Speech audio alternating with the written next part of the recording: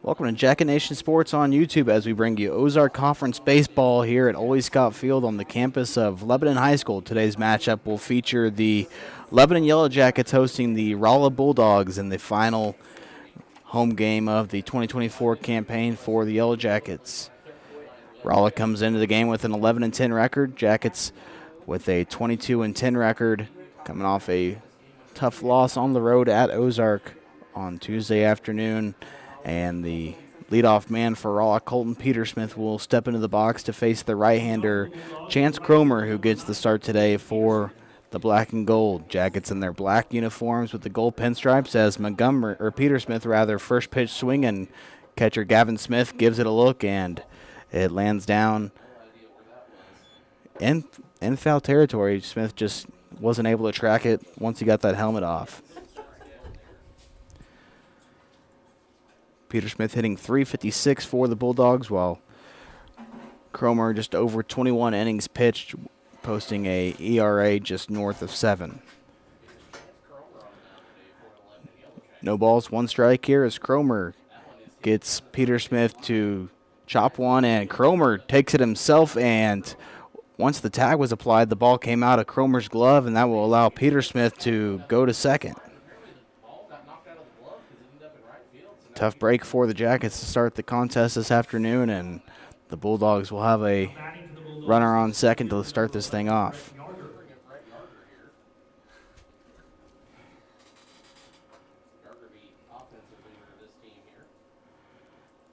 So runner on second, nobody out, as the right-handed hitter Brett Yarger will come up to bat for the first time this afternoon. Yarger, the key player to watch today for the Bulldogs, as Cromer from the stretch gets a pop up towards the left side. The third baseman there, Graham, not able to corral that one. So that's two foul balls that could have and should have been caught for Lebanon, but they've both fallen down for a strike.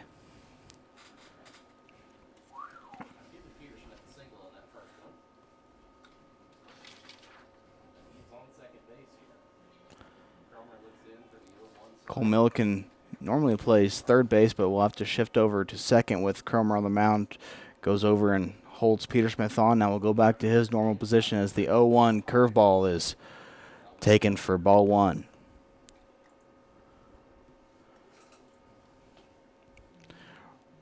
Rolla comes in with an 11-10 record, as we mentioned earlier. And here's the 1-1 pitch from Cromer to Yarger. It's a pop-up towards the right side. Milliken gives chase towards it, and it will fall down for a base hit.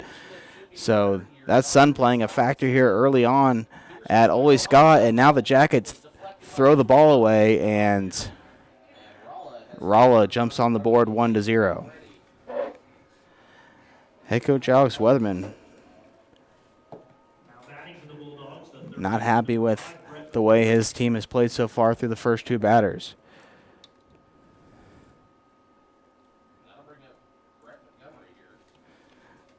So a base hit, and allows Yarger to move to second base, as Javen Wells, the right fielder for the Jackets, lost it in the sun, and so did Cole Milliken, and bounced in right in between both of them. Now Montgomery, first pitch swing, and ropes one to right field to Wells, and he comes down with that one, and not enough to advance the runner to third base. So it's clear that the Bulldogs have an approach that they want to use today at the plate, and that's swing away at that first pitch, as all three batters have done so thus far, and Montgomery's retired on the pop fly to right field. So the Jackets get their first out of the inning. Still a runner on second base. That's Brett Yarger.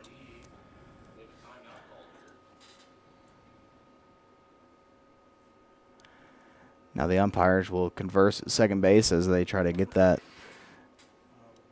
base back in to its normal spot.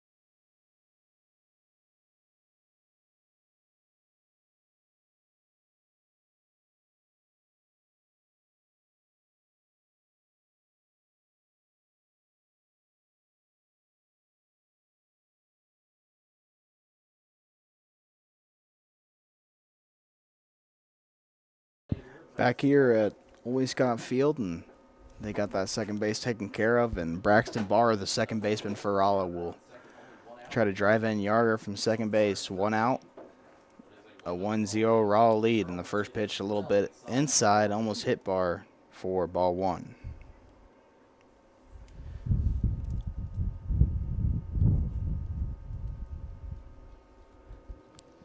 Cromer digs into the sign from Gavin Smith. Looks back at the runner at second base and now fires a fastball that's fouled back behind us at home plate.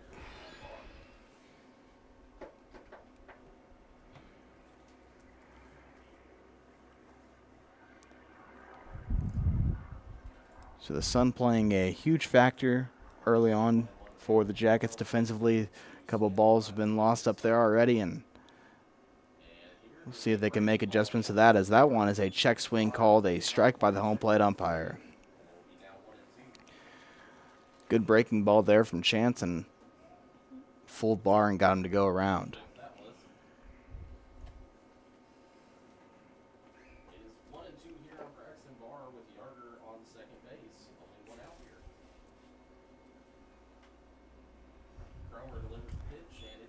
The 1-2 pitch is high, fastball, and it's 2-2.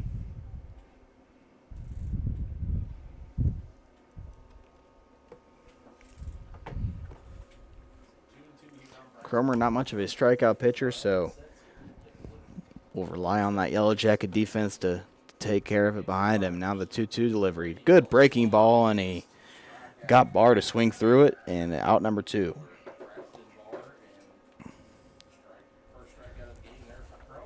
Really nasty breaking ball there by Chance.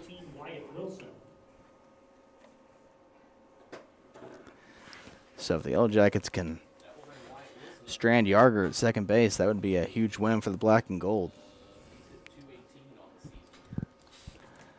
As Wyatt Wilson, the catcher for Rolla, takes a strike. First pitch.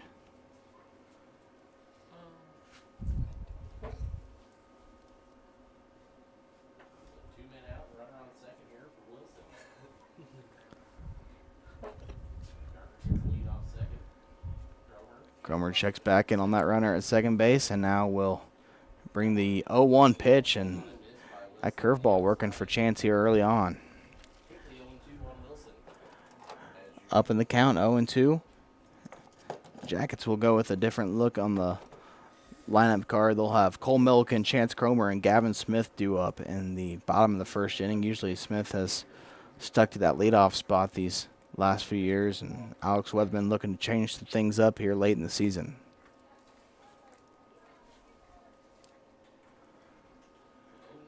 After the time called there by Wilson, it's an 0-2 pitch with 2 outs by Cromer, and it's blocked in the dirt by Smith.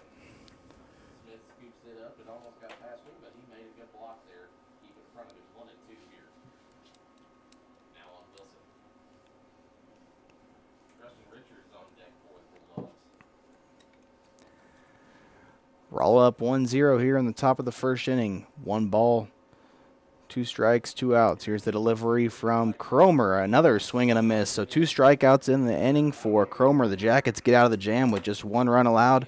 We'll head to the bottom of the first inning. It will be Cole Milliken, Chance Cromer, and Gavin Smith due up for the Jackets when we return here on Jacket Nation Sports.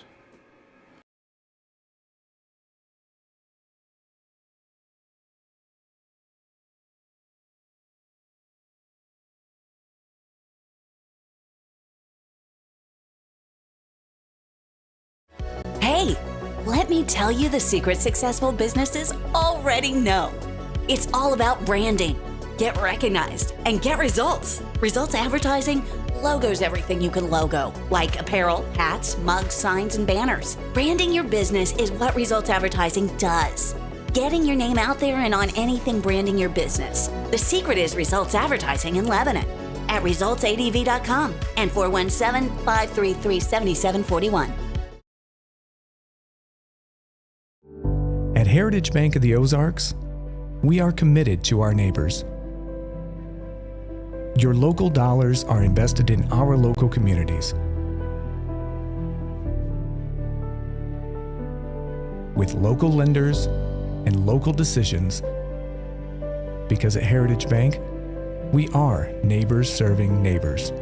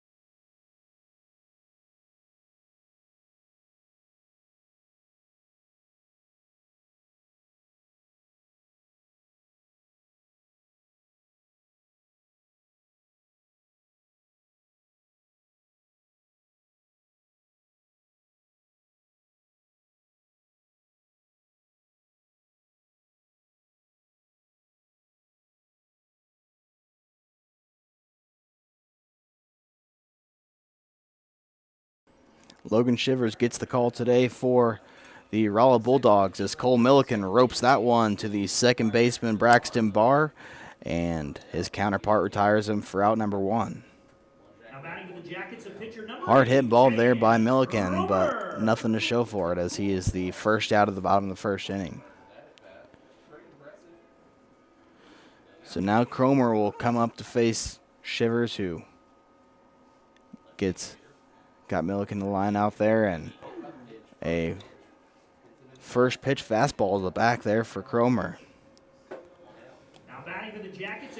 Jackets will take any sort of base runners they can get, though, after trailing 1-0 here, allowing a leadoff hit to Colton Petersmith, followed up there by a double to Brett Yarger, and that allowed Petersmith to come home to score after the Jackets kind of threw the ball around the diamond. And then Cromer got out of it with a fly out to the right fielder and 2 consecutive strikeouts. Smith takes low for ball one as Cromer kind of got a decent lead there on first base. We'll see if Alex Weatherman wants to get Cromer running here early on. Smith fouls that one back towards the first baseline and evens the count at 1.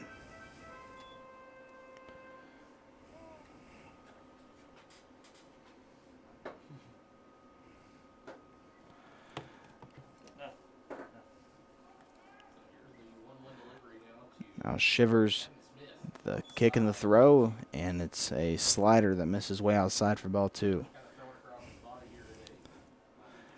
Smith hitting .402 on the season, 33 hits and 82 at-bats, 21 walks for the senior catcher and just 9 strikeouts, so he's had a phenomenal year as that fastball is high and inside for ball 3. On deck is Lamontagne, the left-hander, who will do the designated hitting today for Lebanon. Still dealing with a little bit of an injury here as Smith was heading down towards first base and the umpire calls it strike 2. Now full count here with 1 out. We'll see if Cromer is off with the pitch or if he'll stay put. Here it is, Shivers to Smith. Cromer not going, and it's a fastball high and should have been ball 5, but it's ball 4 to Smith, and he takes his way to first base. Now batting for the Jackets, the designated hitter number 28, Braden Lamontagne.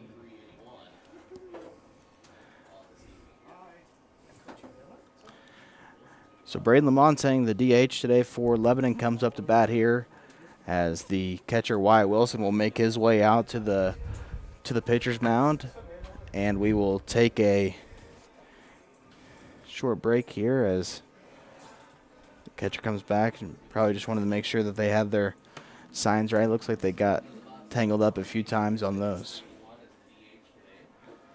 So Lamontagne hitting .381, 32 hits and 84 at-bats, and he takes an ugly swing there and misses it for strike 1.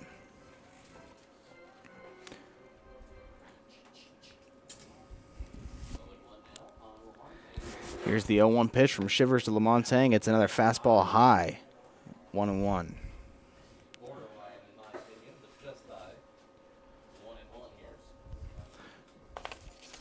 Lebanon got the best of Rolla last year, 10-4, as Lamontagne fouls that one back off. And in the last 16 matchups between these two teams, they are 8-8. So it's been a fun game to watch between these two ball clubs over the last few years.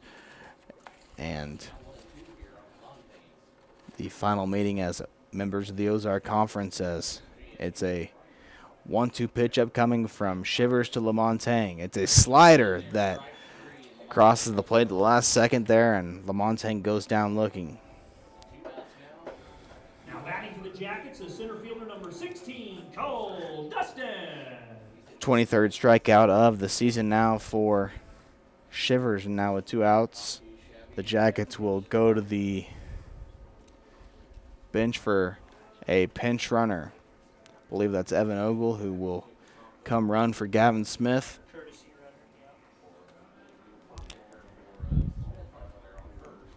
See if Cole Dustin can get something going here with 2 outs for the Jackets.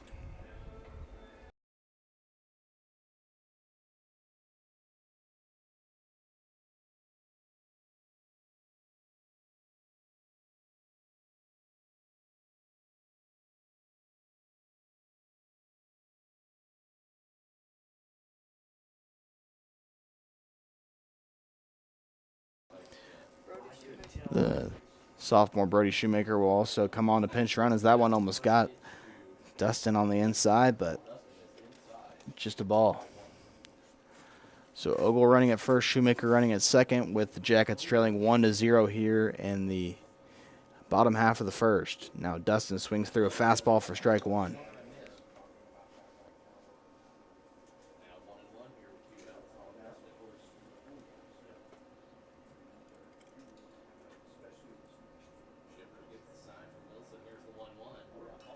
Now Dustin pokes that one to right field, backpedaling, and it is caught on the warning track by the right fielder, Colton Petersmith. Kind of took a bad angle at it, but stuck the glove up the last second and said, "Look what I found." Jackets strand 2 on base. We go to the top of the second. Rolla 1, Lebanon 0 here at Ole Scott Field.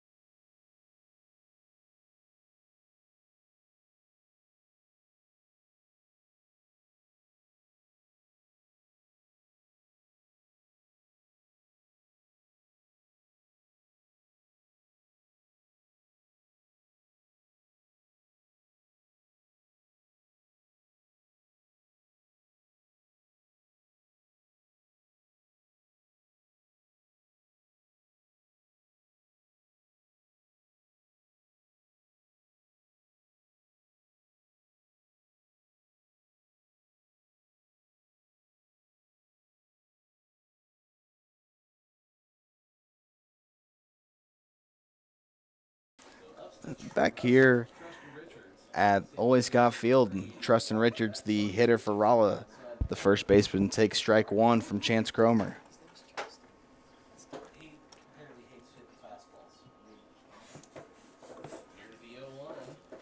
And now a breaking ball of that.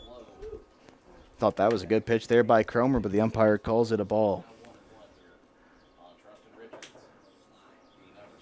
So the Jackets leave 2 on base. Rolla left 1 on base in the first inning, and now a fastball high, called the strike. right at the belt there of Richards, who wears number 13 for Rolla in their gray uniforms with the maroon numbers.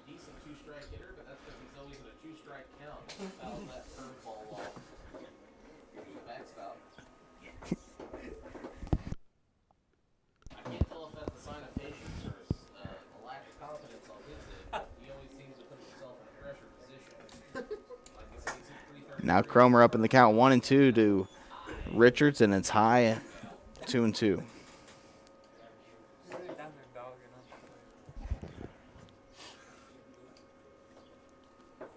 Cromer working quickly will bring another one in there. Watched on for strike 3. Richards goes down looking, and Cromer has 3 consecutive strikeouts. Well, Fisk, I said earlier in the first inning, Chance not really known for that punch-out pitch, but so far 3 straight strikeouts for the right-hander. Yeah, he's more of a pitch into the defense type of pitcher, but we'll take what we can get as he gets Jack Morozic to swing through a fastball. The left fielder for Rolla batting .378 on the season.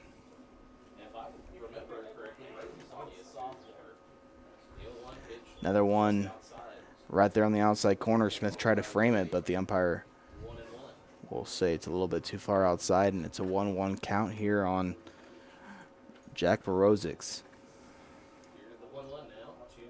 Nice breaking ball there by Chance. Swung on and missed. Breaking ball's pretty nasty today. Yeah, it is. He leaves it low. These hitters have a tough time. That one got a little bit away from him, but Chance had a really good outing the other night against Jeff City. So pitched 8 innings, let up 2 runs, I think. So a complete game there for Cromer, his last outing. A guy that head coach Alex Weatherman has had to rely on heavily here late in the season, and he gets his 4th straight strikeout now. So he is cruising on the mound right now with just 15 pitches thrown in the first inning and only 11 thrown here.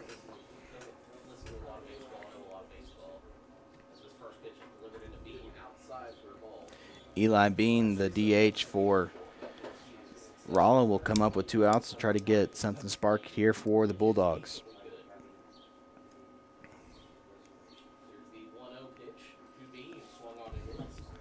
That one is a fastball that swung on and missed.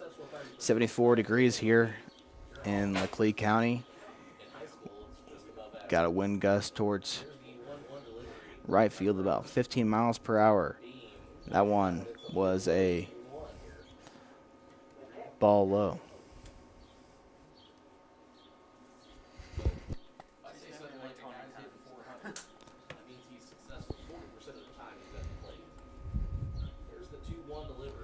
Now the next, Bean thought about it, but he let it go, and it's a 3-1 count. Cromer needs to just figure out a way to get Bean retired, and Jackets will head to the dugout with Ziegenbein, Rhodes, and Myers due up. That one is poked towards the shortstop. Myers backhands across the diamond. Great throw there by Tony, and a great stretch by Ziegenbein will retire the Bulldogs in order. We go to the bottom half of the second inning. Rolla 1, Lebanon 0 from Lloyd Scott Field.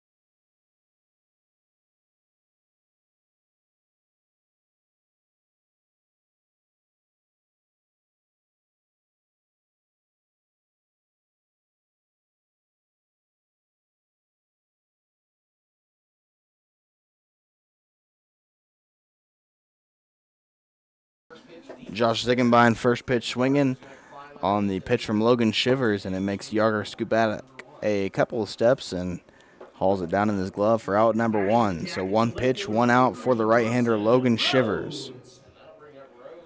Bronson Rhodes, the Yellow Jacket left fielder, usually the first baseman, but like we said, they've had to shift some defensive players around, now playing left field. He first pitch swings, and it's a foul ball down the third baseline.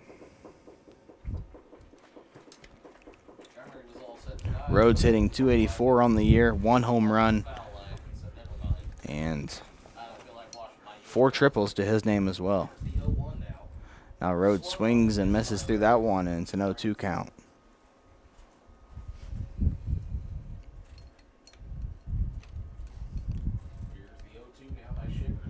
Shivers working quickly, now brings in the 0-2 pitch. Rhodes swings a little bit late, and there's the right fielder Peter Smith there to retire Rhodes for out number 2.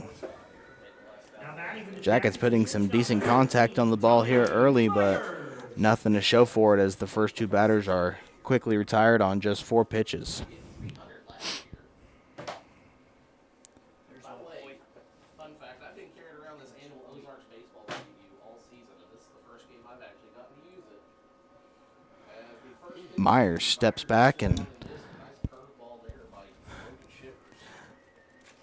swings through for strike 1.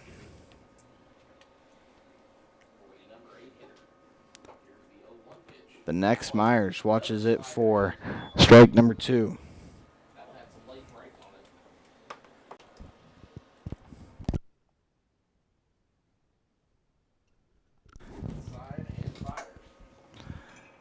Myers grounds that one on to shortstop. The shortstop as nice play there by the Bulldogs shortstop, and he retires Myers. And a 6-3 putout will be the end of the road there for the Jackets. We go to the top of the 3rd inning. Our score remains the same, 1-0 Rolla.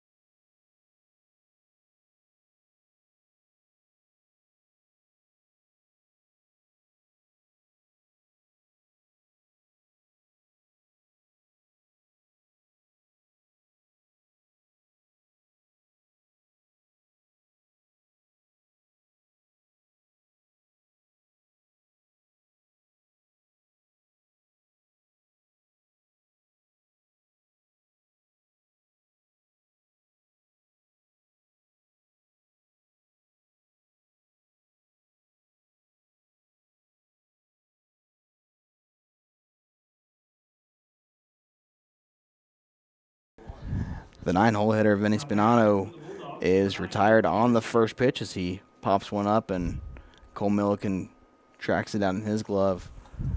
And we're back to the top of the order for the Bulldogs as the right fielder, Colton Petersmith, will come up to bat with already a hit to his name. Had a single in the first inning on a ground ball to Cromer, and Cromer applied the tag on Petersmith, but the ball ended up slipping out of Chance's glove. No balls, 1 strike, 1 out here as Cromer brings the next. That one is a high fly ball towards right field. On the track is Wells, and it is off the fence.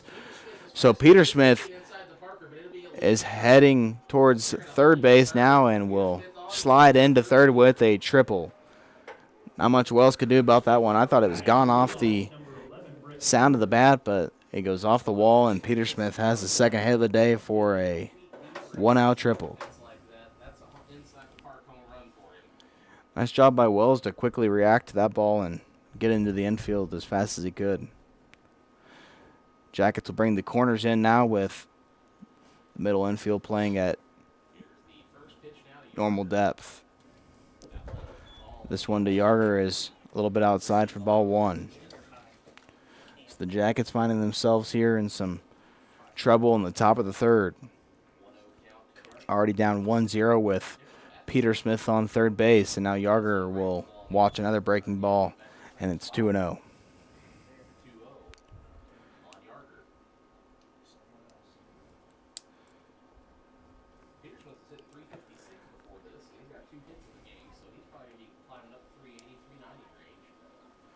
That one is a third straight breaking ball that crosses the middle of the dish for strike one.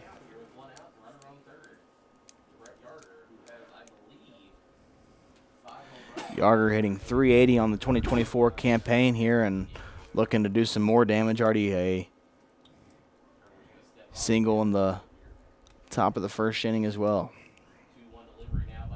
Now the next, a breaking ball that will remain in play. Graham, Cromer, and Smith giving chase to it, and Cromer finally comes down with it for a big out number two.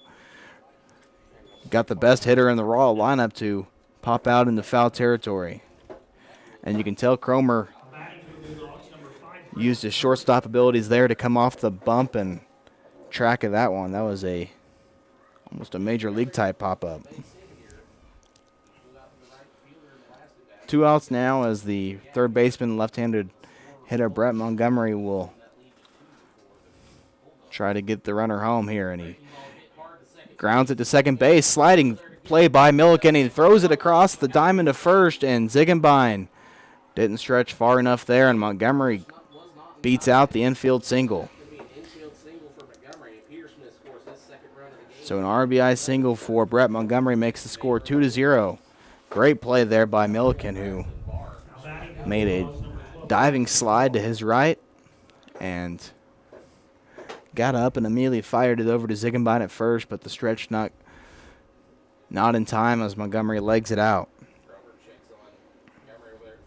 That one low to Braxton Barr. 2-0 Rolla now.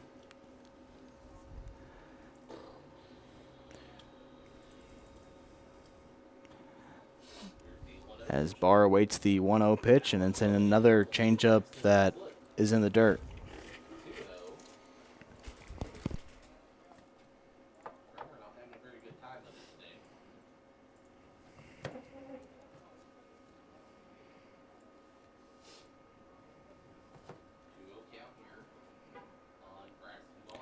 Here's the 2-0 delivery now. Cromer, a long pause, and gets Barr to ground one to Myers, and he comes up firing and gets in just in time to retire Barr on the 6-3 putout. So the Bulldogs get one run, also strand a runner on the base path, but extend their lead to 2-0. We head to the bottom half of the third inning. Rolla 2, Lebanon 0. Losing a loved one is painful, but at Shadle's Colonial Chapel, we make the hard times a little easier to bear. With affordable funeral and cremation services, we offer 2 spacious chapels, a full-service banquet area for families to gather, plus the latest technology for honoring your loved one. Our website has everything you need, from pre-arrangements to flowers, even a place to reminisce. Let us help you remember your loved one. Shadle's Colonial Funeral Chapel, the area's most often selected funeral service.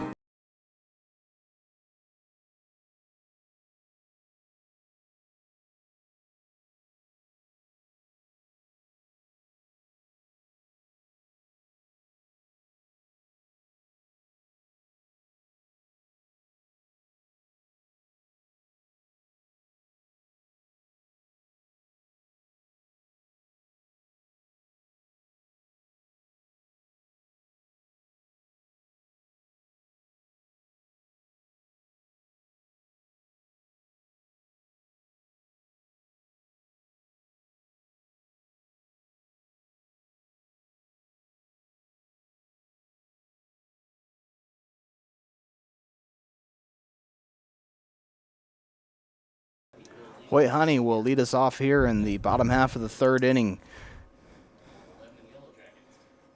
Honey, usually a top of the order hitter for Lebanon, will bat 9 today.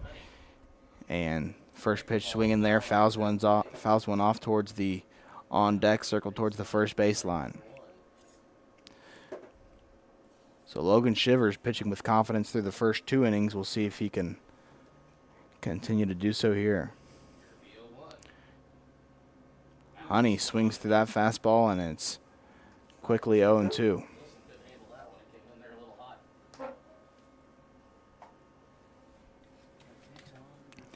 Lebanon averaging 8.6 runs per game and allowing 3.5. Rolla averaging 7 runs, giving up just about 5. And the 0-2 pitch hits Hoyt right in the back. So Honey was down in the count 0-2, but gets a free pass to first on a hit by pitch. And the Jackets will gladly take that. Back to the top of the order here as the sophomore second baseman Cole Milliken will try to move Honey over. We'll see if they want to lay down a sacrifice here as the third baseman Brett Montgomery is playing in for a bunt. That one taken low for ball 1. No bunt showed there. I neglected to write down how. I was still finding stats and stuff for everybody.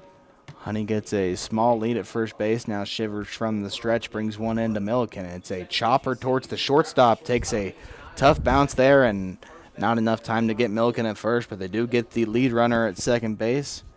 So fielder's choice, 6-4.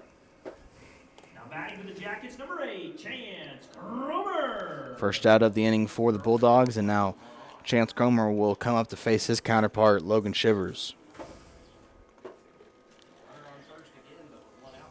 Shivers coming into this game, had an ERA north of 5 and just 22 strikeouts on the season. Has struck out 1 hitter today, so 23 total now for Shivers. First pitch running as Cromer is hit by the pitch, and Milliken was going to be safe by a mile anyways.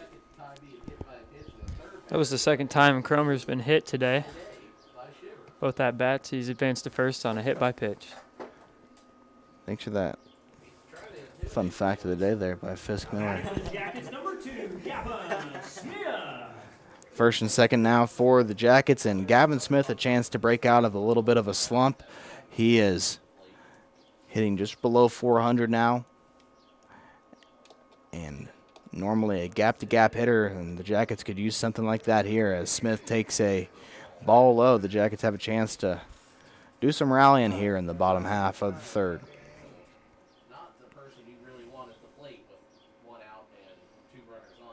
Now Smith watches a fastball there on the outside corner, and it's 1-1.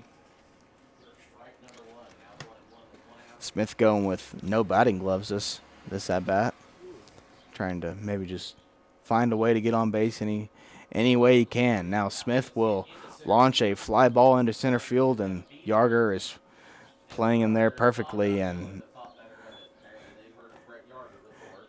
nobody is able to advance there on the put out to the center fielder. And Lamontang, who struck out his first time up, will be the hitter with 2 outs here, and the Jackets trailing by 2 runs.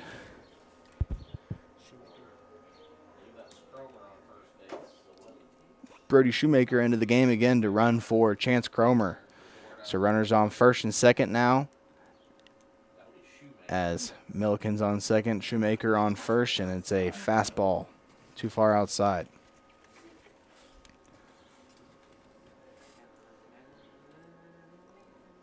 Braden with 26 RBIs on the 2024 campaign, and Shivers had to step off the rubber there as Milliken was hopping around.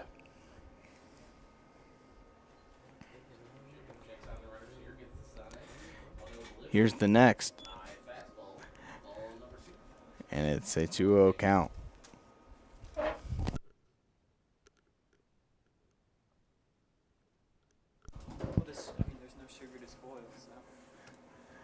Shivers behind in the count 2-0 to the left-handed hitter Braden Lamontang. We'll see if he can come through in the clutch here as he steps off the rubber, and time is called.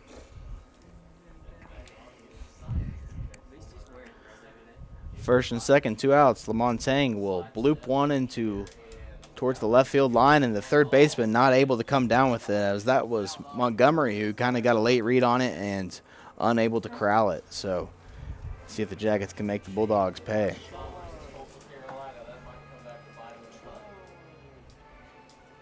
Just send me a picture of her nails.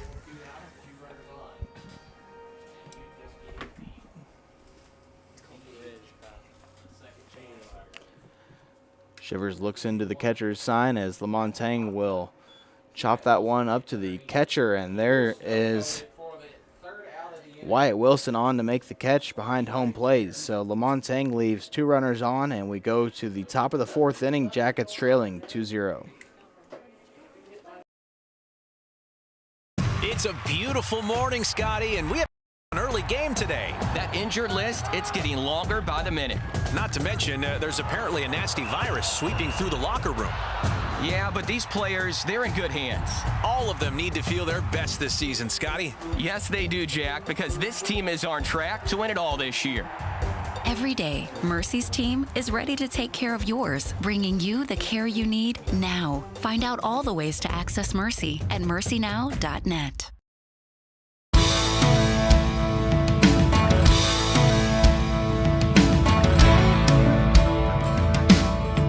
Success isn't owned, it's leased, and rent is due every day.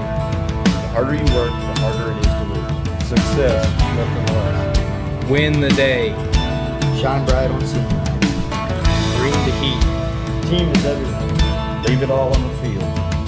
Let's roll. Missouri Cooperage proudly supports the Lebanon Yellow Jackets. Here at Jonesy's Travel Center, we're more than just a pit stop. We're a destination. Fuel up your car and your appetite with our exclusive offers. Teachers and students, show your student or faculty ID and enjoy a 5-cent discount on gas every day. Hungry? Don't miss out on our mouth-watering daily specials at the restaurant. Need a space to meet? Our meeting room has got you covered. From fueling your car to fueling your day, Jonesy's Travel Center has it all. Come experience it for yourself.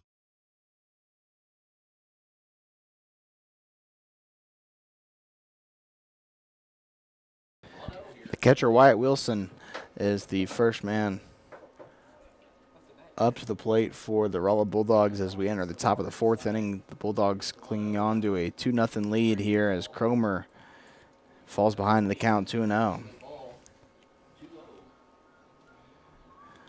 Wanted to give a big shout out to our cameraman here at Jack Nation Sports, the guy sitting to my right working the camera, Levi Collins. A big happy 16th birthday to Levi. He does a great job for us here at Jack Nation Sports, and looking forward to having him around for another year behind the scenes. Also passed his driver's test, so everybody watch out. Wilson retired for out number 1 as Cromer makes the catch in foul territory. First pitch to Tristan Richards, the Rolla first baseman, is fouled back, and it's 0-1.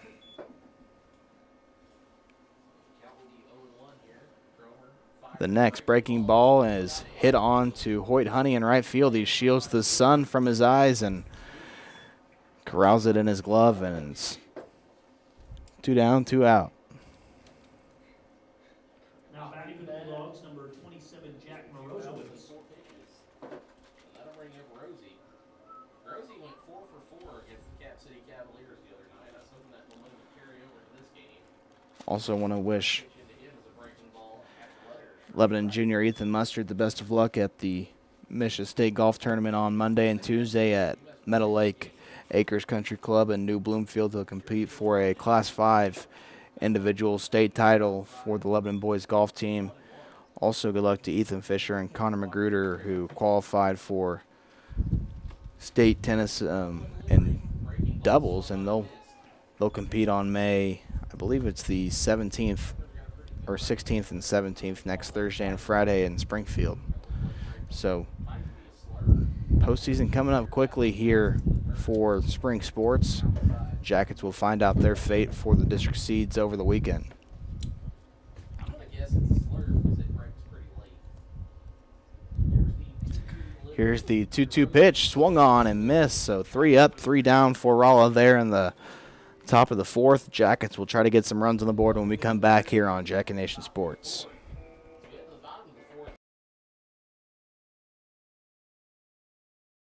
Hey, my name is Roger. I'm the middle school pastor over here at FBC Lebanon. Are you looking for an environment for your middle schooler or high schooler that is both engaging and fun? At Team FBC students, we offer an experience for 6th through 12th grade that is sure to be the highlight of their week. With 2 separate environments for both middle school and high school, students are able to receive a Jesus-centered message that is specifically catered to where they are at in life. So again, we are Team FBC. We're located at 311 North Madison in Lebanon. We're the church with the castle. Our services begin every single Wednesday at 6:30 p.m. and include music from our student-led band, fun games and activities, and a gospel message. We can't wait to see you this week at Wednesday night at Team FBC Students. Pillar Insurance is your locally owned independent insurance agency, providing business, personal, and farm insurance to the Lebanon community. Call Jason Russell or Gary McClure at 417-532-6050 for your insurance needs. Pillar wishes Lebanon High School athletics good luck this season.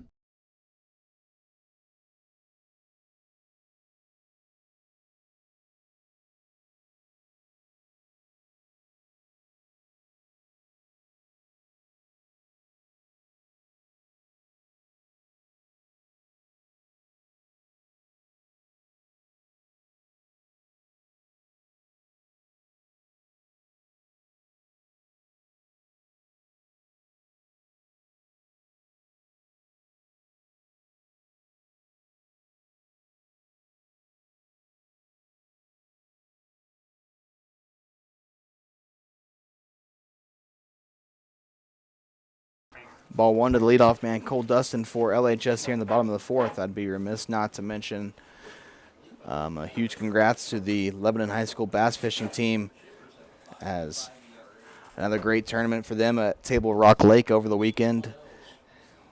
And the Jackets were able to qualify all the high school anglers for the state tournament. That will be next month at Pomme de Terre Lake, and the junior angler team of Bentley Cook and Jaden Loudon, along with Gage Starnes and Reed Collins, have also advanced to the state tournament. So make sure if you see any of the high school anglers or the junior angler teams around, give them a huge congratulations, as they'll compete for a state championship next month at Pomme de Terre. Now it's 2-2 on Dustin as he steps back into the batter's box. Jackets still trailing 2-0 here at Ole Scott Field. The next from Shivers to Dustin is swung on and hit on into center field, and Yarger, nice read off the bat there, and he squeezes it in his glove, and Dustin is down for out number 1. Now batting for the Jackets, number 23, Josh Ziggenbein. Not a lot of results to show for it, but the Jackets have hit the ball pretty well today.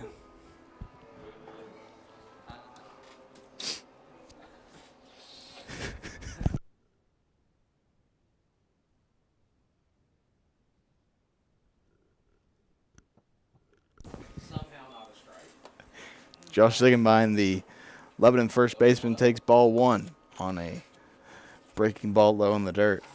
Ziggenbein hitting .286 in the 2024 season and ropes that one up the middle for a base hit. So the Jackets have something rolling here in the bottom of the fourth with the Josh Ziggenbein single up the middle.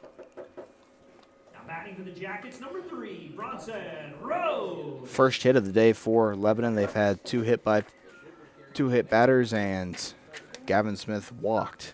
Sorry, 3 hit batters. I forgot Hoyt Honey was also pegged in the back. And now Griffin Jones will come on to pinch run for Josh Ziggenbein. Jackets will get some speed on the base path.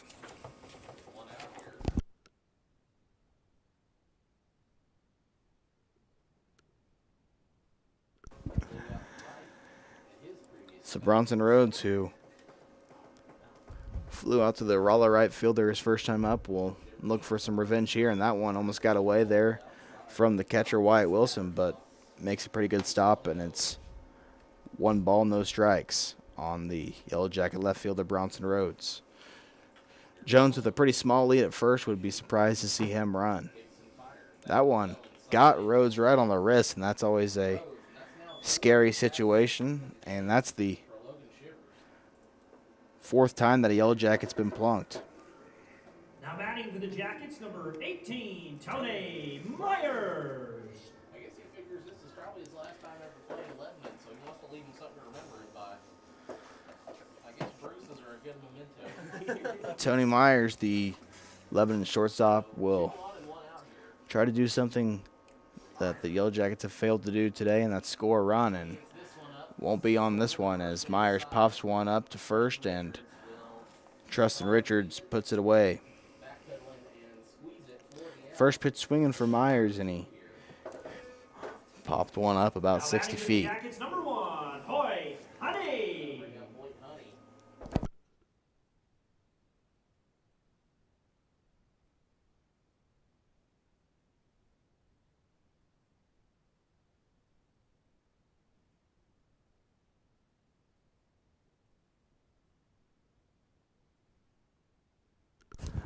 Honey, first pitch swinging, puts one into the left fielder's glove, and so the Jackets strand 2 and have nothing to show for the 2 base runners. And we go to the top of the 5th. Logan Shivers still pitching a good gem for the Bulldogs. It's 2-0 Rolla when we come back.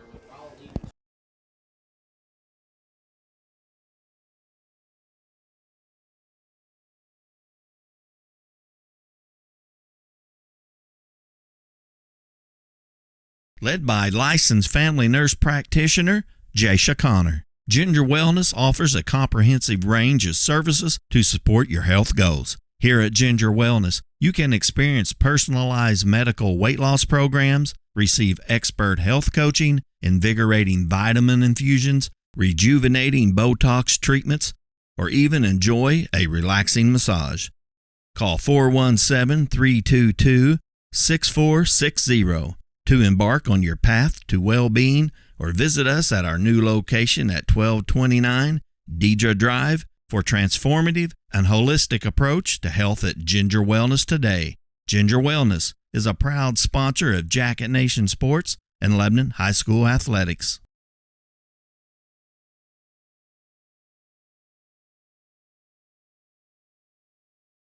Here at Crow Paint and Glass, we have had hometown values and service since 1946. For the highest quality paint, custom framing, glass and screen replacement, wallpaper, and more, come visit us at 390 West Elm Street in Lebanon, or give us a call at 417-532-3551. We are a proud sponsor of Lebanon High School Athletics. Go Jackets!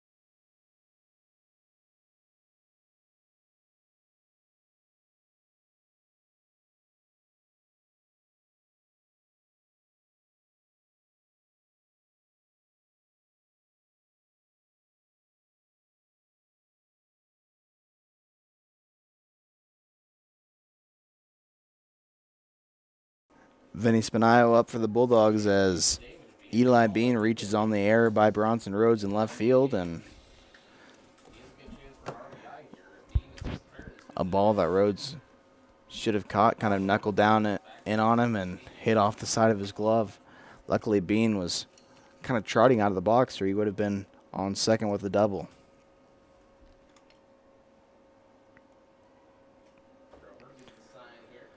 Bean with a really big lead on first base, and now Spinayo will bunt towards Graham. Graham picks it up and throws to Zickenbein, and good play there on the sacrifice 5-3 putout. Now batting for the Bulldogs, number 9, Colton Petersmith.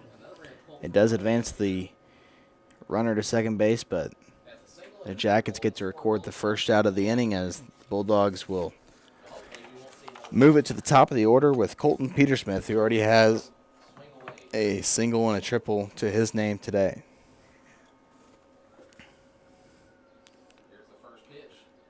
First pitch was launched down the right field line, and it's a foul ball.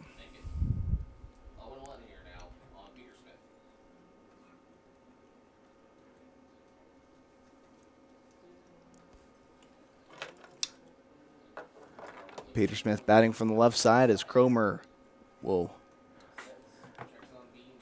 set and be ready to deliver the 0-1 pitch. It's a late bunt attempt there by Petersmith that is nowhere near fair territory, and it's a second strike.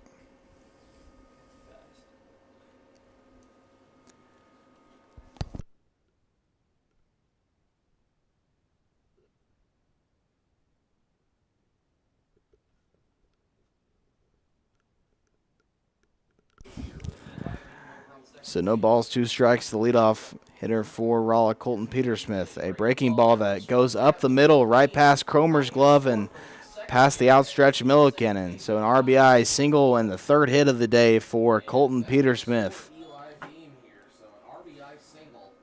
And the air comes back to haunt Lebanon as it's 3-0 Rolla.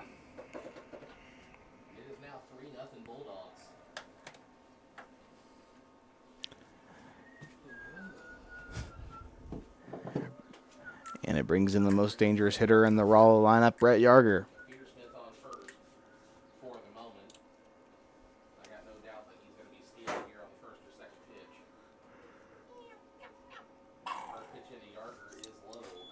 That one to Yarger is taken a little bit low, and it's 1-0 with the Bulldogs leading now 3-0.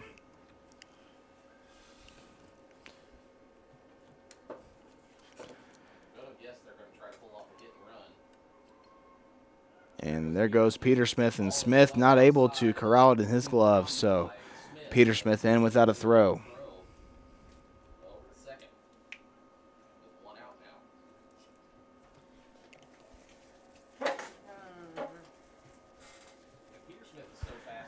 And the ball was called, so it's 2-0.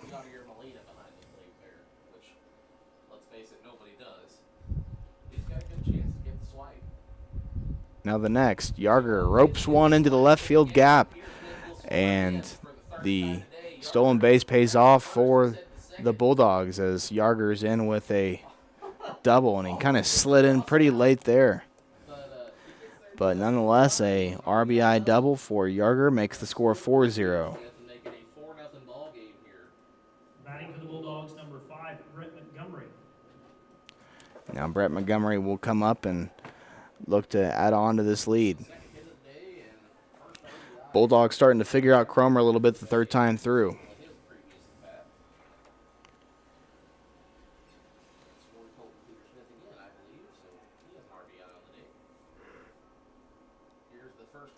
Third run scored of the day for Petersmith, and now this one is hit on to center field. Dustin will make the catch, and now the Jackets try to make a relay throw to third, but Yarger is in without much of a play, and he's on to third.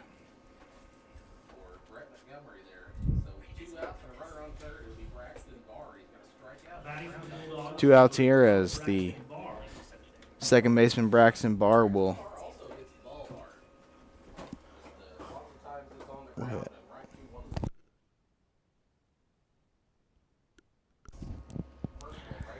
Breaking ball high, and it's 1-0 to Barr.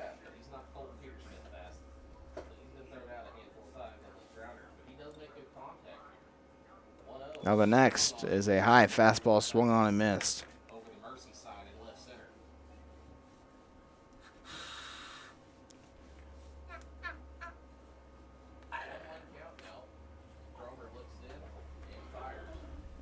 it's fouled back behind us, and we'll miss the cars, and it's a long strike there on the Rolla second baseman, Braxton Barr.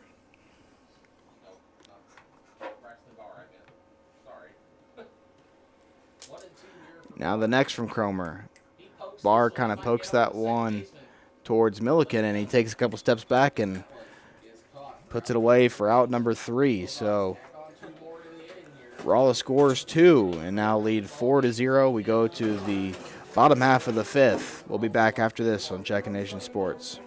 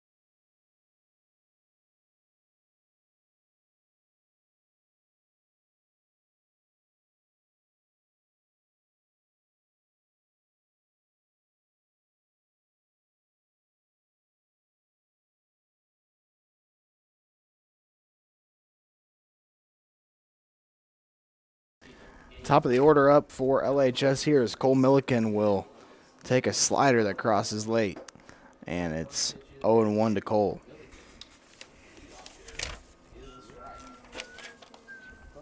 Milliken hitting .404 coming into today's game.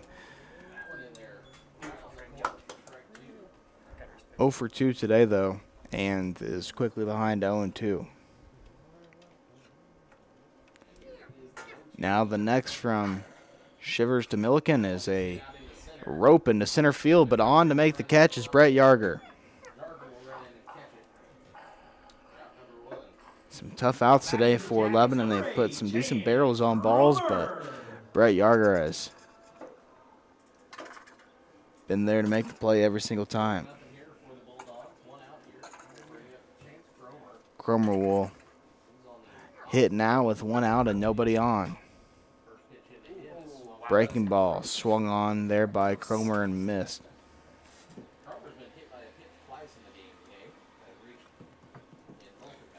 Game moving along here rather quickly as just over 60 minutes played here and already in the bottom of the 5th.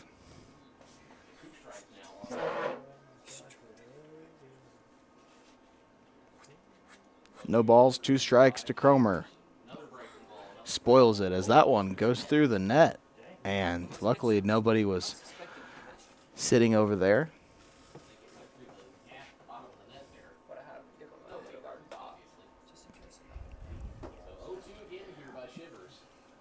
Now Cromer will get a hold of that one and lands about 3 feet foul. That one was stroked by Cromer.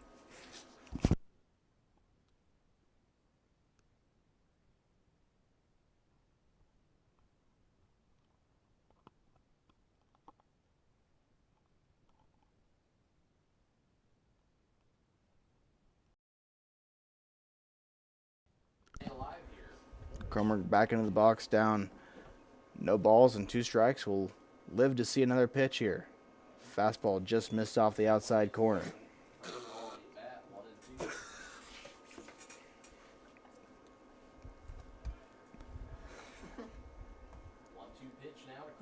And that one hits Cromer for the third time. So, gonna guess that Cromer's gonna be feeling it tomorrow morning, Now batting for the Jackets, number 2. as he is on base for the third time, but it has come at a price as he's wore 3 to the back.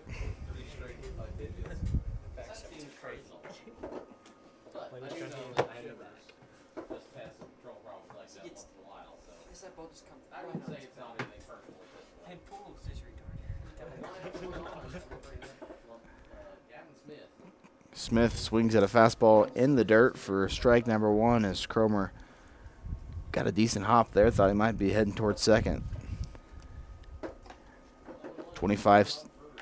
15 stolen bases on the year for Cromer. As that one, the catcher was set up outside and it came back in on the inside corner for strike number 2.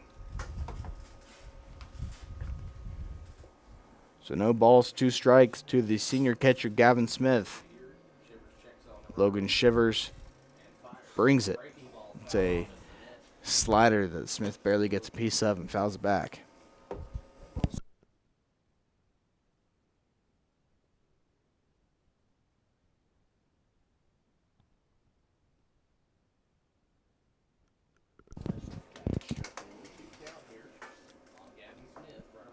The next 0-2 pitch from Shivers to Smith is swung on and missed there. So Gavin goes down on 4 pitches and there's 2 outs. Jackets, number 28, Braden Lamontagne.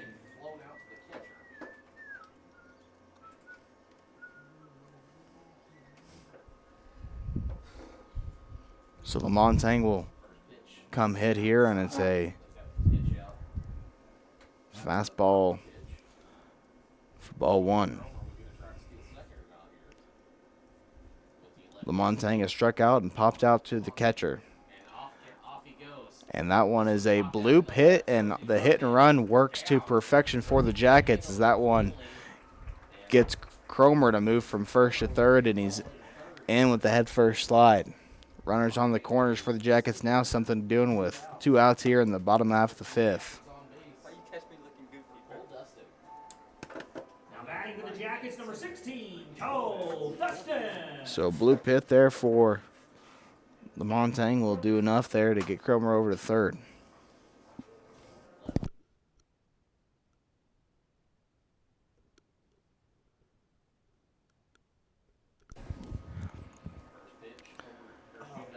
Dustin swings at a fastball in the other batter's box and down 0-1.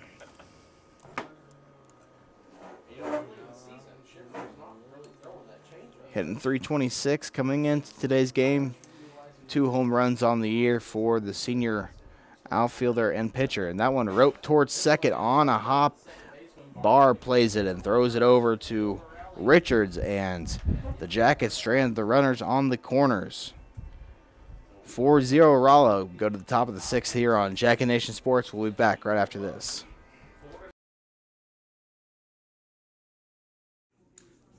This is Steve with Night Auction Service. When things change in life, you have a choice: adapt or get passed by. For Night Auction, that change was going to online auctions. Bid from the convenience of your chair. Marketing is no longer to a couple of counties. It's now nationwide. Crowds are up 3-fold, equaling better results. Whether buying or selling, check out nightauctionservice.com.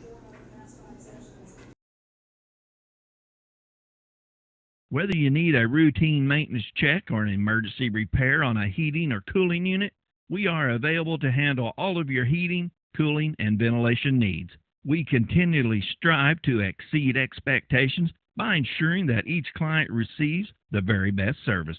Call today at 417-532-6239 and go Jackets!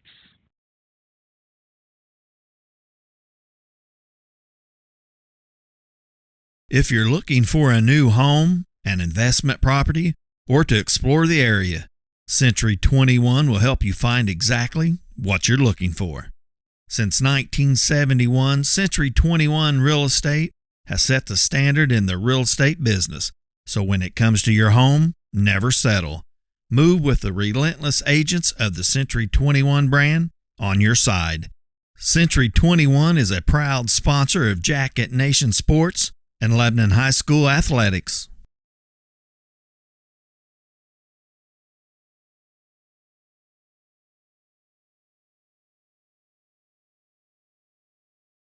Do you like comic books, toys, video games, and collectibles? Massey's Comics has what you need. The locally owned comic shop has a wide variety of new and vintage collectibles, with new books coming out every Wednesday. Massey's Comics is located at 727 South Jefferson Avenue in the King Cash Savers Shopping Center. For more information, check them out on Facebook and Instagram at Massey's Comics.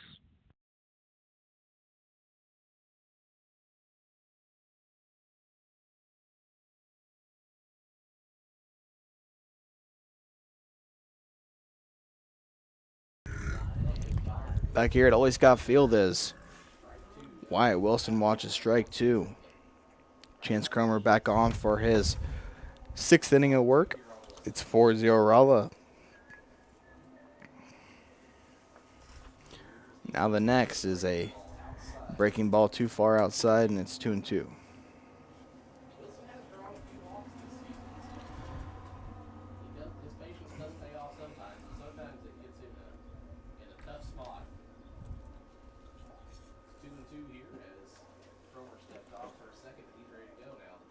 That is a good breaking ball there that Wilson just gets a piece of to see another pitch.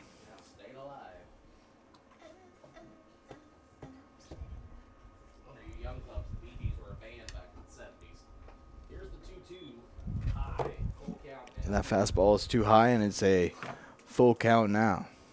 Nobody's stirring in the Lebanon bullpen. No action either in the Rolla bullpen. Now the next is a fastball too high, and it's a leadoff walk to start the top of the 6th to Wyatt Wilson. First time he's reached base today. And Trustin Richards, who was a strikeout victim in the 2nd inning, and a fly out to the right fielder in the 4th. So an 0 for 2 day for the Bulldog first baseman.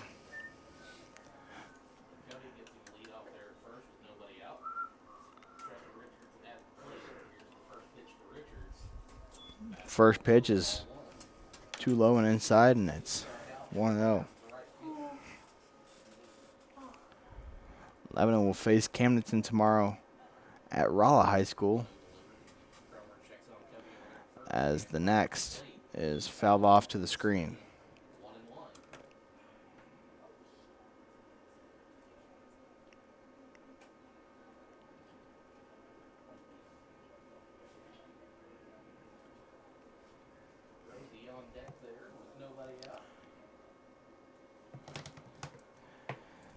Runner at first takes a pretty big lead as Cromer checks over at him and then brings in the 1-1 pitch, and it's a curveball fouled back.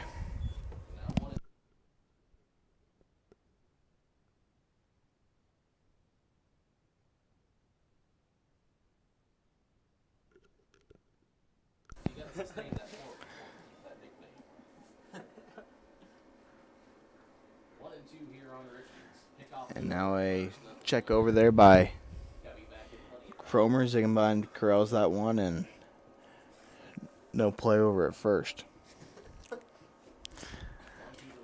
Here's the next from Cromer.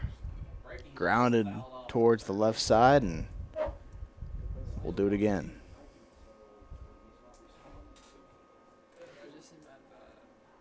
All those coaches over there in competition to make the play.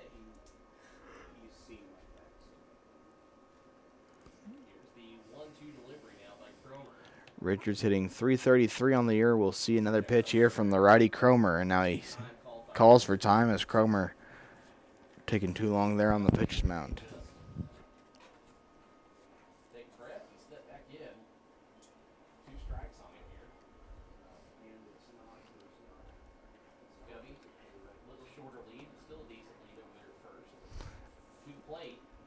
Chopped foul. Too hot for all the coaches. That one got away over the left field line, so they finally stopped it. So Lebanon on the road tomorrow to face the Campton Lakers for the final time as members of the Ozark Conference, and that one is roped into the right center field gap, and nice job there by Honey to makes the play on the run and retires Richard for out number 1.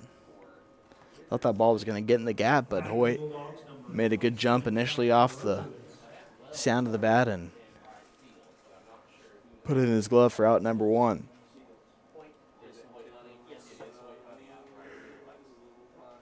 had a conversation earlier about him playing center field. I wasn't sure what the process was. Anyway, it was 1 out. Here steps in. Now 1 out as Jack Morozic takes inside for ball 1, the 7-hole hitter for the Bulldogs. I do like the brag, though, that I said it correctly the first time, so I've got that going for me. Here's the 1-0 by Cromer. Now the next from Chance is a grounder. That one, a hot shot down the third base line, foul. Goes foul, and it's a 1-1 count. That one was roped down the third baseline. The Rolla coach couldn't handle it off a couple of hops. I'm surprised that Ruger hasn't tried to take second yet. Cromer has a very high leg kick, but when he does his delivery, it takes that extra half a second. Now Cromer brings in a curveball that Smith can't handle, and it's 2-1. 2 balls, 1 strike here with a pinch runner for Rolla on first base with a 4-0 lead. 2-1 delivery. High. 3-1 now. And Cromer's starting to lose control a little bit here. Down 3-1 in the count. We'll see if the Bulldogs want to put anybody in motion here. 3-1 now on Rosie. Runner on first and 1 out. Cromer sets, brings it from the stretch, and it's a long fly ball to left and hit into the Yellow Jacket bullpen to make it a full count.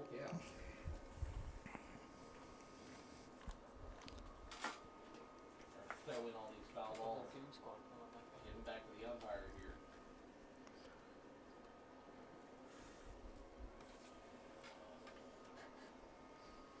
So it's a full count.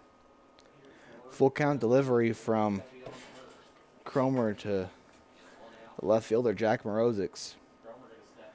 He'll step off and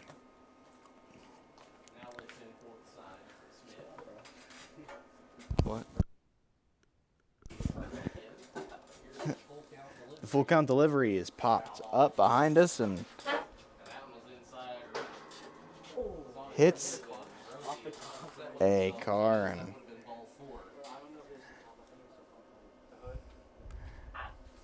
also makes me hope that I parked far enough away that one did not hit my vehicle. we'll do it again. The next full count delivery is a spoiled again. So the left fielder here for Rolla putting together a great at-bat. Really working that Cromer pitch count. He had 67 total pitches coming into this inning, and now add 20 to that, so 87. So the next is roped to the center fielder, Dustin, who takes a couple of steps to his right and puts it away. But nonetheless, a good at-bat there by Morozic and works the pitch count of Cromer up a little bit. Eli Bean, who grounded out to short and reached on an error a second time, will come up to hit here in the top of the 6th.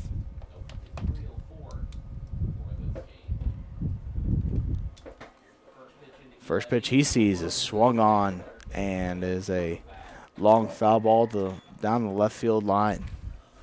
And that definitely got somebody's car.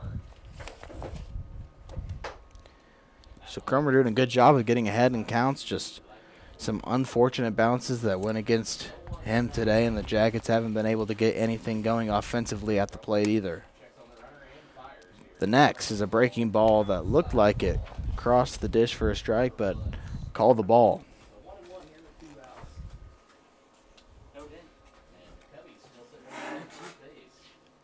One ball, one strike now to the Rolla DH, Eli Bean.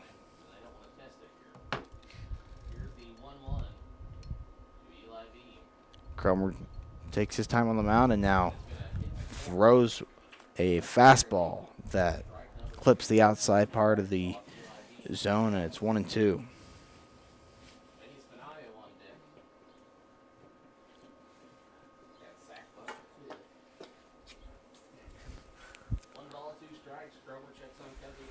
Now the next by Cromer. Good block there by Smith, and the runner thought about going to second, but thinks otherwise as he goes back towards first.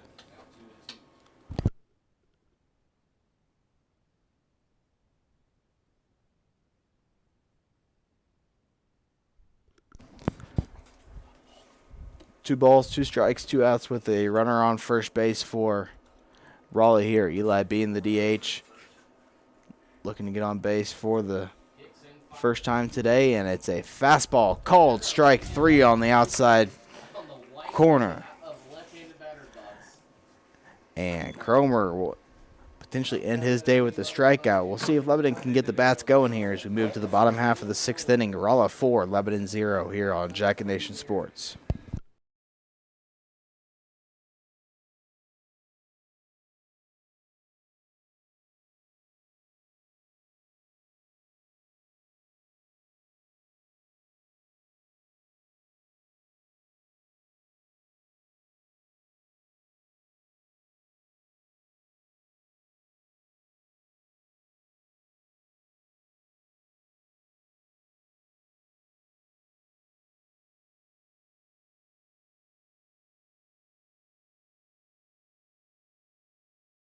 With locations in Bennett Spring, Springfield, Republic, Bolivar, and now Nixa, SnowBiz is the perfect sweet treat to beat the summer heat.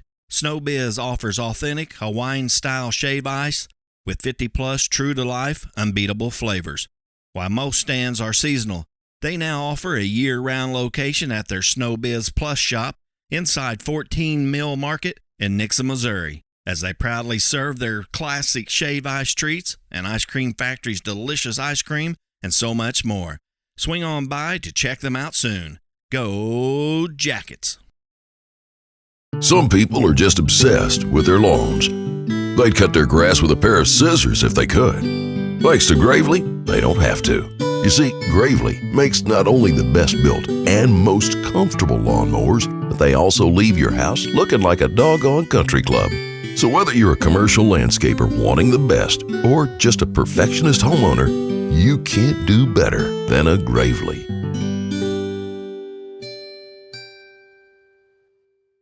Garner & Smith Insurance in Lebanon wants you to know that they're your local source for all your insurance needs and available in person, by phone, or virtually to answer any health insurance questions. Call today to schedule a free, no-obligation benefit review at 417-532-9491. Now's the right time to evaluate your current coverage and strengthen it. Make sure that you have the plan you need with the benefits you really want. Garner & Smith Insurance across the street from Lebanon High School, supporting the Yellow Jackets and the community since 1976. Back here at Ole Scott Field as Josh Ziegenbein will come up to bat for LHS. He steps in from the right side, and now a pitch clock violation. Maybe a balk. maybe a balk. Not sure if they have that yet here at the high school level, but a 3-0 count. Now a 4-pitch walk to Josh Ziegenbein. Hardly see a balk called when the pitcher is pitching from the windup, but that was the case there. Now batting for the Jackets, number 3, Bronson Rhodes. Josh Ziegenbein will get the inning started with a leadoff walk. We'll see if the Jackets will turn to a pinch runner here with Ziegenbein on first. They will not, so Ziegenbein will run, and Bronson Rhodes watches strike 1 there on the outside part of the plate. Rhodes is flied out to left and been hit by a pitch. And now the ball gets away from the pitcher, but unable to move anybody over.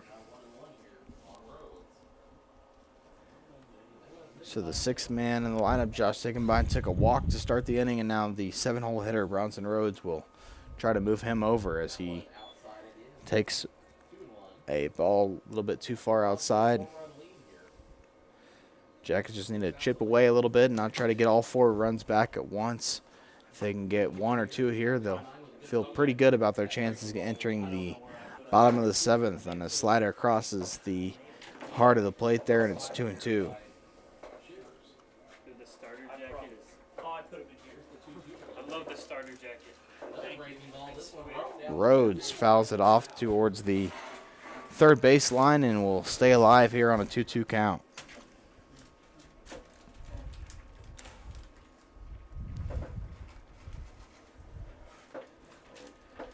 Ziegenbein on first, Rhodes up to bat. Logan Shivers still on the mound for the Bulldogs. Now a hard hit ball towards the Lebanon dugout, and those guys will have to get out of the way of that one.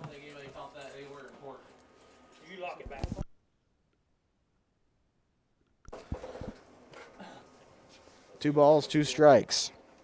Here's the junior Bronson Rhodes. And it's a third straight foul ball there for Bronson Rhodes. That'd be a good time to whip that old change up there, Shivers.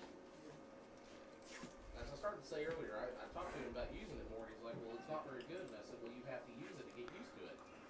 And now Rhodes will pop one up on the infield, and the third baseman, Brett Montgomery, will get under it, and Rhodes is retired. Now batting for the Jackets, number 18, Tony Myers.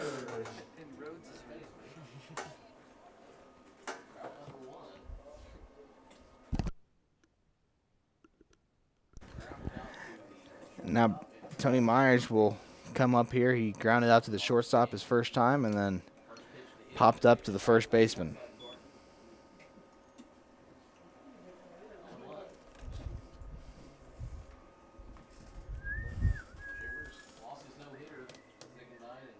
No balls, 1 strike. Myers pokes one towards the right side over the fence, and it's 0-2.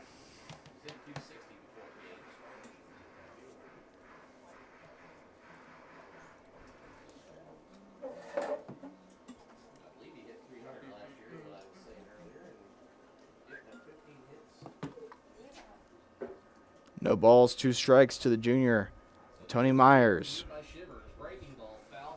Spoils it and stays alive.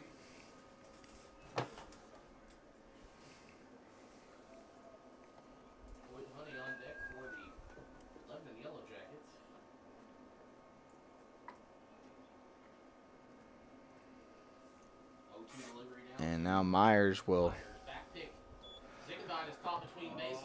watch a ball, and now Ziegenbein is caught in a pickle as he's tagged out, and a base running mistake for Lebanon. Loses a runner on the base path. Wyatt Wilson caught him sleeping as Ziegenbein had his feet in quicksand, it looked like. So now 1 ball, 2 strikes, and 2 outs now after the caught stealing put out there by the Bulldogs.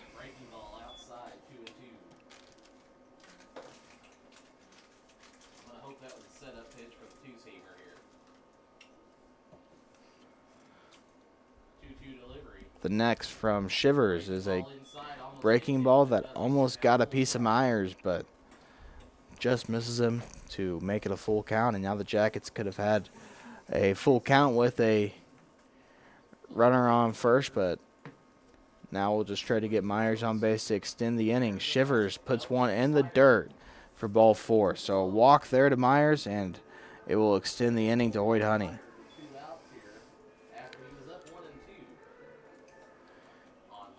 Fortunately for Shivers, his catcher took care of that base runner. Jackets, number 1, Hoyt Honey. Now he can go back and just worry about attacking and getting Hoyt Honey out. Because I know they're letting Wyatt call the game today, and I know he's not that dumb. So that'll bring in Hoyt Honey. He's been hit by a pitch and flown out to left, and he swings and misses on this first one for strike number 1. Good slider there by Shivers. Gets Honey on a swing and miss. Cole Milliken on deck for LHS. And Honey swings at a ball at his eyes, and luckily to foul that one back and makes the count 0-2.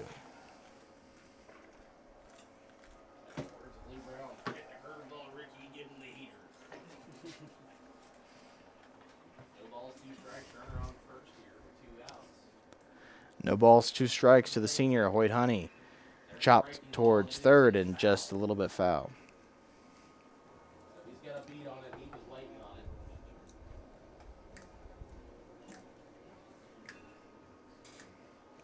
Well, I'm going to try to use my telepathy. Tell him not to throw that again. Because I got a feeling that Hoyt Honey can send it a ways. Here's the 0-2 delivery now by Shivers. Now Shivers digs in for his sign, and Honey pokes one towards the left center field gap, and Jackets almost get another out on the base path, but Honey able to poke one down for a hit. So now the Jackets could have had bases loaded with 1 out, and Cole Milliken up, and see if they can keep this inning going. Good job there by Hoyt to stay aggressive with 2 strikes and find a hole.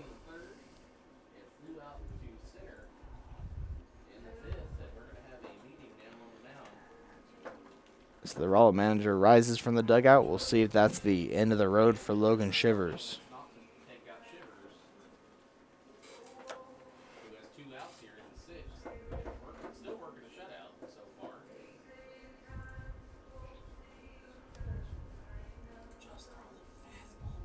So top of the lineup for Lebanon. Looks like Shivers will stay on the mound for Rolla.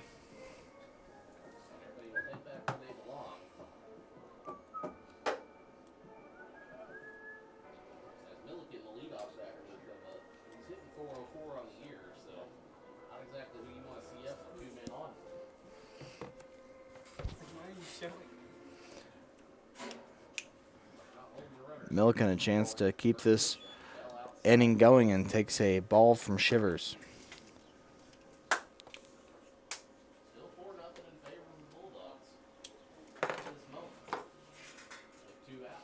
It's been a big day for the Rolla offense, mainly Colton Petersmith, who's 3 for 3 and 3 runs scored.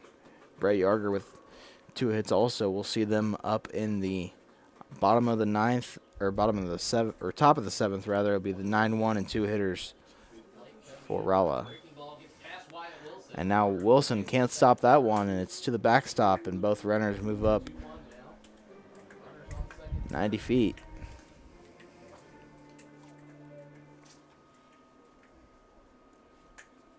And now you're in trouble. 2-1 with 2 outs, 2 on.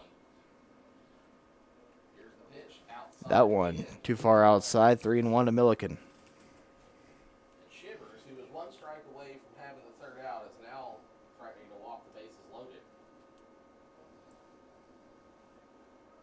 Here's the 3-1 delivery, and it is high. And now more trouble here for Rolla as they walk the bases loaded, and Chance Cromer will come up to hit. He has been hit by a pitch 3 times, so we'll see if he can keep that streak alive. Jackets could use any sort of run they could get right now.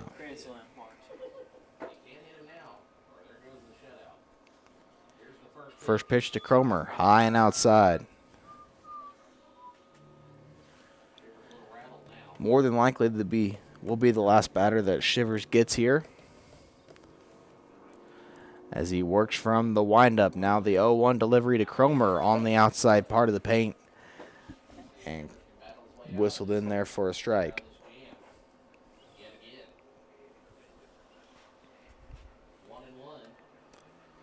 1 ball, 1 strike to Cromer. Tried the same pitch, but that one was a little bit more outside, and it's called the ball. And I think the problem is Shiver's just trying to pitch around him and not to him. They're inside, outside. Here's the 2-1. 2-1 is a breaking ball that broke right there at the last second, and Cromer watched it and wishes he had that one back. 2 balls, 2 strikes, 2 outs. Bases loaded. The pitch to Cromer swung on and missed on a ball in the other batter's box, and Cromer will strand the bases loaded. Lebanon runs themselves into an out on that inning and still can't get a runner across home. It's Rolla 4, Lebanon 0. We move to the top of the 7th. We'll be right back here on Jacket Nation Sports.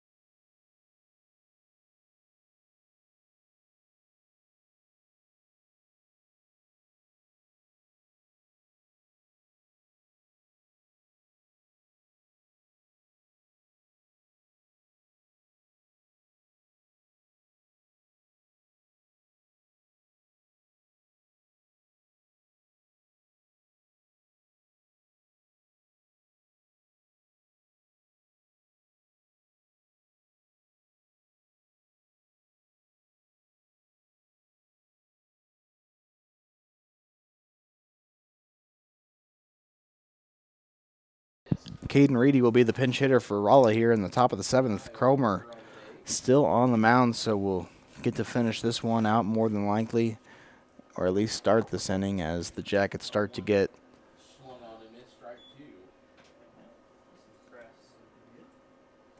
Gunnar Gress warmed up in the bullpen.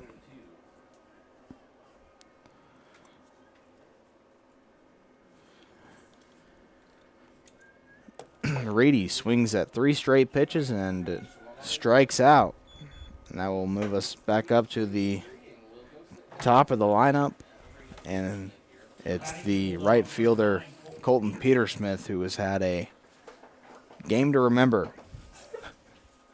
3 at-bats, 3 hits for Petersmith, who dons the number 9 uniform for Rolla. Breaking ball a little bit high there, and it's 1-0.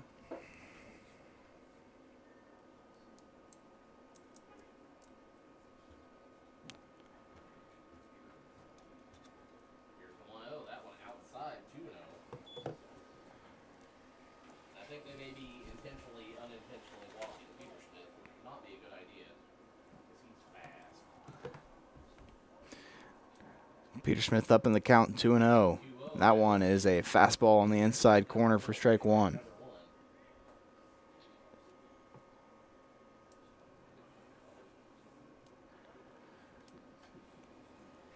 Looks like Petersmith was waiting for a strike there, and now that one, not sure where that one missed, right at the knees. Should have been strike 2, but instead is ball 3. This one is chopped on the ground to second base. Nice sliding play there by Milliken, but great speed there by Petersmith, and he's 4 for 4.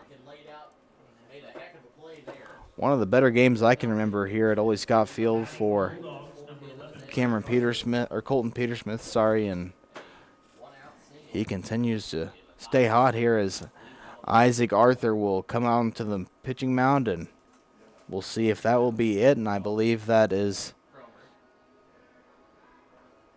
Cromer's final batter, as Alex Weatherman also comes up from the dugout. So Cromer goes 6 1/3 inning, gives up 4 earned runs, and will give way to Gunnar Gress. So we'll take a commercial break. It's Rolla 4, Lebanon 0 from Ole Scott Field when we come back.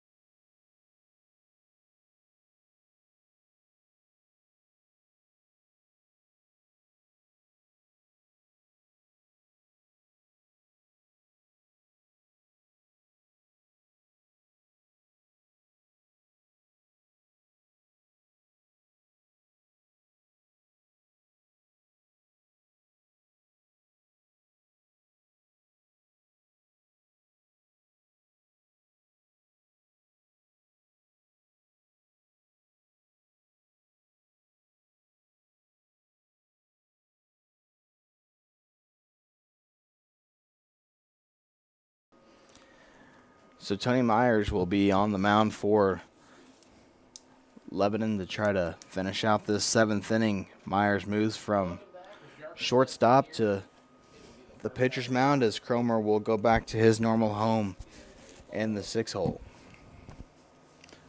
Myers will face Brett Yarger in his first appearance in quite some time, and it's a 2-0 pitch, or 1-0 pitch rather, and it's taken for ball 2, and Smith kept that one in front of him, and good enough to keep Peter Smith at first. I'm not really comfortable with a 4-run lead, so I would have sent him. 1 out on the board, 1 man on 2 balls, no strikes to the top hitter in the Raw lineup, Brett Yarger. A chopper towards the third baseline, and it's taken for strike 1.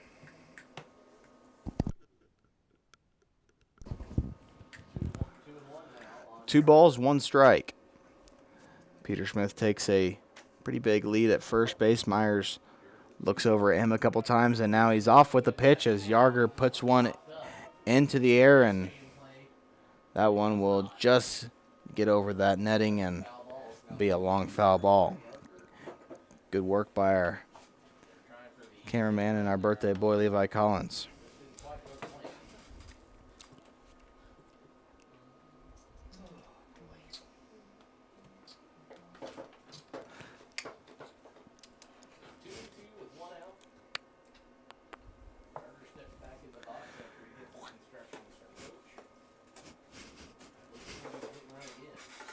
Two balls, 2 strikes. Slider just a little bit too far out. And no doubt Peter Smith will likely be off with this pitch as a full count upcoming for Brett Yarger.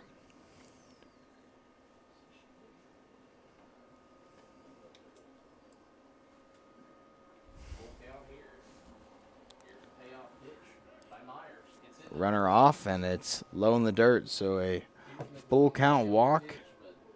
And runners on first and second. Batting for the Bulldogs, number 5, Brett Montgomery.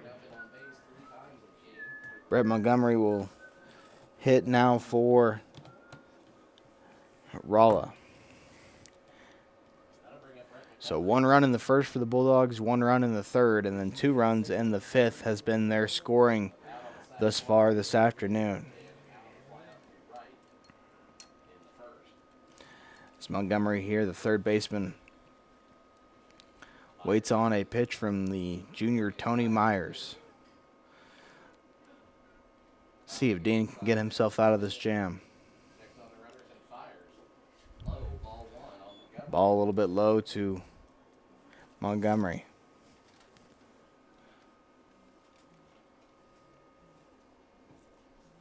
Bulldogs here in the top of the seventh. And the next is the ball is fouled off behind us.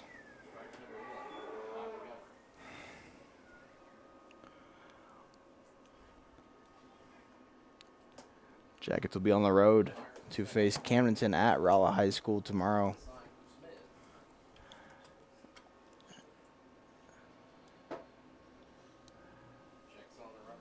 As Myers sets and delivers. That one is a line drive towards Hoyt Honey, and it's off the top of the right field wall, and that one will be brought in here, and Peter Smith will be waved around third, headed for home, and Milliken no throw there, and it's 5-0.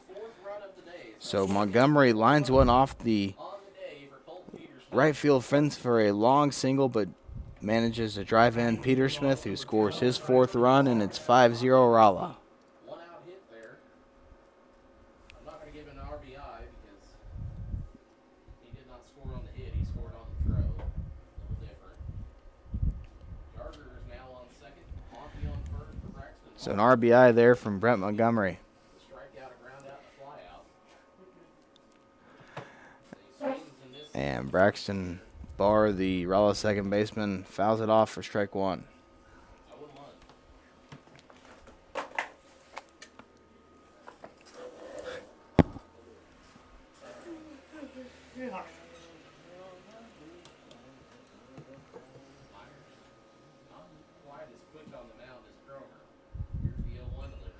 And that's a line drive into right field and caught there by Honey, as the runner will try to tag up to third base, and he is safe just under the tag there from Graham. That was a design play. Monty ran halfway between first and second when they threw in. They tried to throw Monty out. Batting for the Bulldogs, number 15, Wyatt Wilson. So now we have runners on the corners and 2 outs for Wyatt Wilson.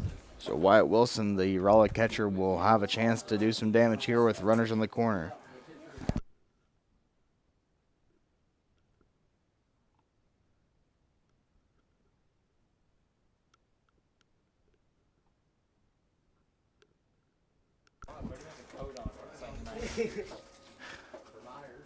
Wyatt Wilson takes strike one there as a fastball hits the outside corner.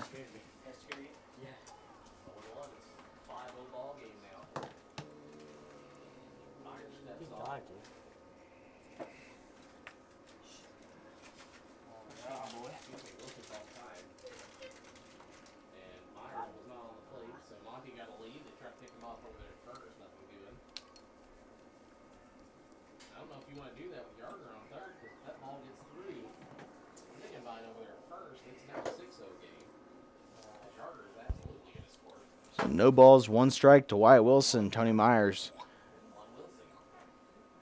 officially closes the book there on Chance Cromer, as now the runner goes towards second and Myers has to step off, and the runner goes to second without a throw.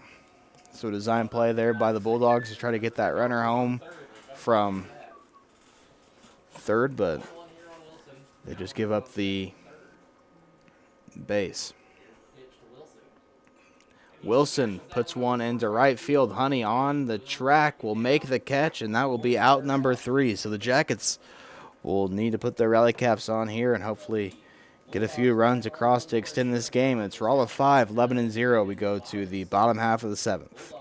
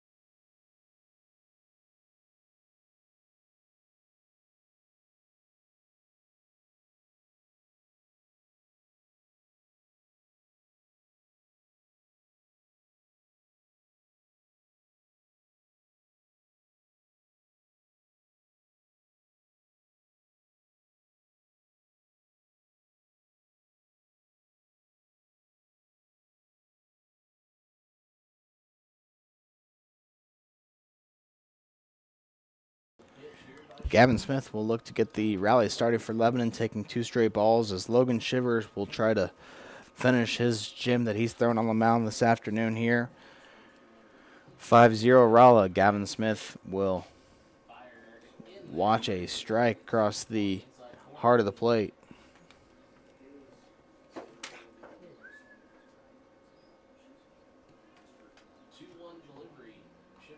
And now Smith will poke one towards the right side, and it just gets foul.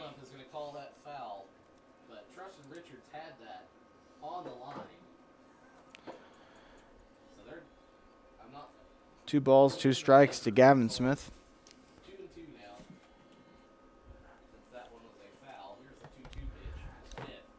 And he pops one up to the shortstop. On to make the catch is Spinayo, and Smith is out number 1 here in the bottom of the 7th. Now batting for the Jackets, number 28, Brayden Lamontagne.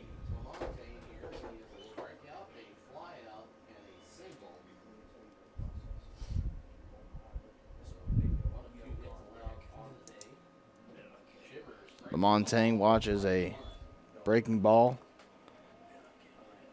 and it's 0-1.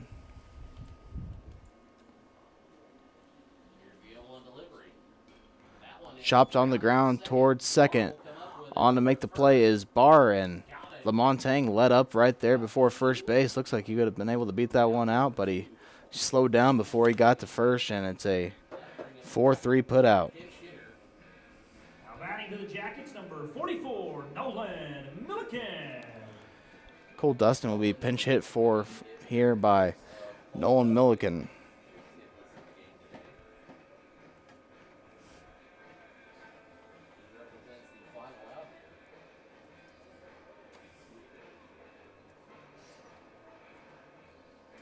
So Milliken, the final hope for the Yellow Jackets here.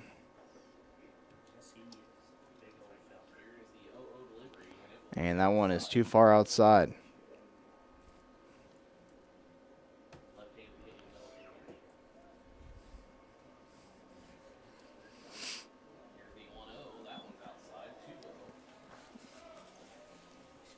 Shivers down 2-0 in the count to Milliken. And that one is down the middle for strike 1.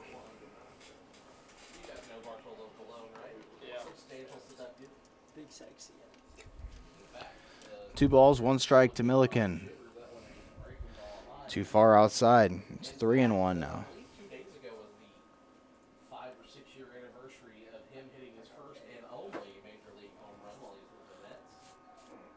And now the next from Shivers to Milliken is grounded on the ball to the shortstop Spinayo over to Richards, and the Yellow Jackets are shut out in their final home game of the regular season.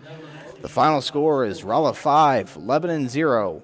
No post-game show this afternoon. It will be the end of the regular season tomorrow for Lebanon as they take on the Camden Lakers. Want to thank everybody for tuning in to our Jacket Nation Sports broadcast. We will see you next time here on Jacket Nation Sports.